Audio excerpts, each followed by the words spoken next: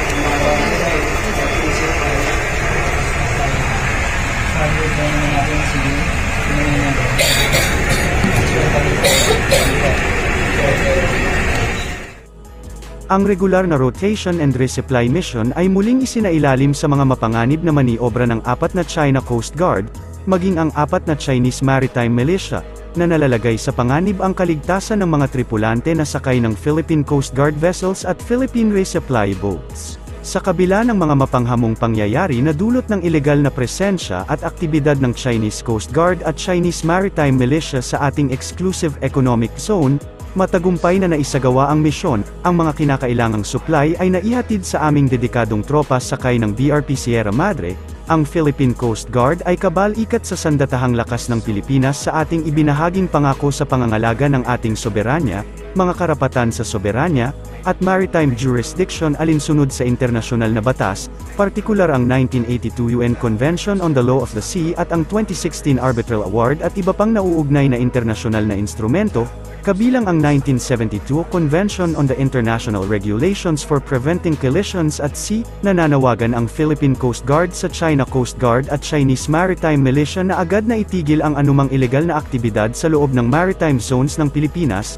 Ang paggawa nito ay makapagpapaunlad ng isang matatag, ligtas, at nakabatay sa mga tuntuning pandagat na kaayusan na nakakatulong sa pagtutulungan at kapayapaan sa rehiyon. Sa pamumuno ng Commandant, Coast Guard Admiral Artemio Abo, sinusuportahan ng PCG ang panawagan ni Pangulong Ferdinand Marcos Jr., na ginawa noong katatapos na ASEAN Summit, na magkaisa ang mga bansa sa Southeast Asia laban sa paggamit ng Coast Guard at Maritime Militia vessels sa South China Sea upang ituloy ang mga pag-aangkin na hindi naaayon sa internasyonal na batas.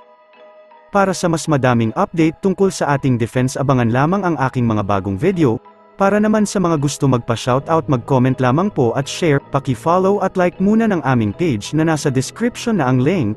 Pwede ka ring manalo ng pera or load dito kapag ikaw ay naging top fan nito at napili. Huwag mo na rin kalimutan mag-like, share, and subscribe. Pindutin mo na rin ang bell para updated kayo sa aking mga video. Maraming salamat po.